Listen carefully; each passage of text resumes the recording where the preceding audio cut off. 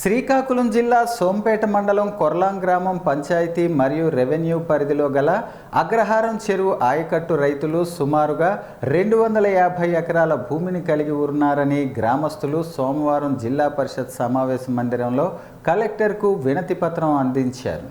Korlam revenue పరిధిలో survey number 50 నుంచి 110 వరకు ఉన్న భూములను ఒరిస్సా రాష్ట్రం గంజాం జిల్లా పాత్రపురం పోస్టు జయంతపురం గ్రామం కాపురస్తులు భువనేశ్వరపాడి కుమారుడు కృష్ణచంద్రపాడి సదరు భూములు ఇనాం భూములని, అవి తనవేనని రైతులు ఆక్రమించి సాగు చేసుకుంటున్నారని సోంపేట తహసీల్దార్కి విన్నవించుకున్నారన్నారు.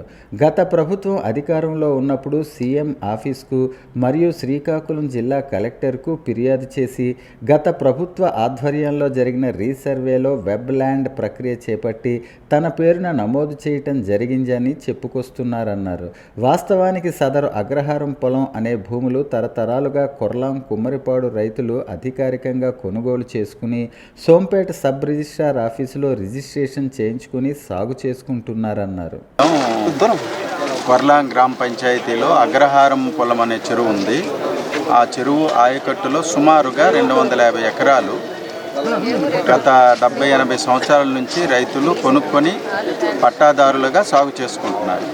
అది ఇటీవల 2023వ సంవత్సరంలో ఎప్పుడైతే రీసర్వే కార్యక్రమం ప్రభుత్వం చేపట్టిందో ఆ సమయంలో 1950కు ముందు ఎవరైతే ఇనాందారుడుగా అని చెప్పుకొని అప్పుడు భువనేశ్వర చౌదరి పాడి బక్షి అని ఆయన భూములని చెప్పి ఆయన మనవడు మరి రెవెన్యూ అధికారులకు పట్టుకొని ఈ భూమిని అంతా కూడాను వెబ్ల్యాండ్లో తన పేరు వచ్చేటట్టు చూపించాడు. కానీ మేమేంటంటే 1950-60 దశకం నుండి కూడా రైతులు మా పూర్వీకులు కూడా ఆ ల్యాండ్స్ కొనుక్కొని ఆ ల్యాండ్స్ అనుభవిస్తున్నారు. ప్రతి ఒక్కరి దగ్గర పట్టాదారు పుస్తకాలు ఉన్నాయి.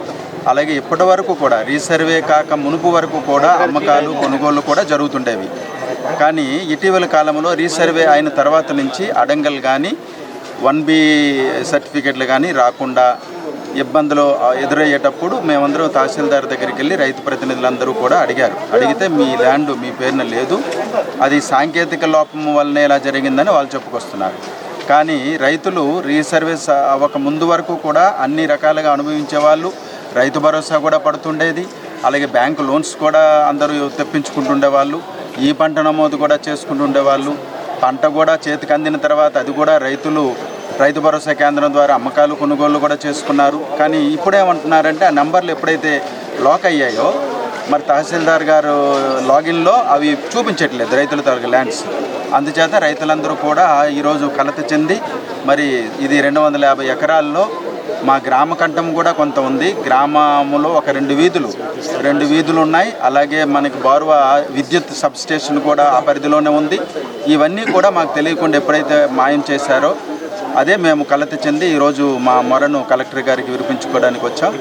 గ్రీవెన్స్లో మేము నమోదు చేసాము.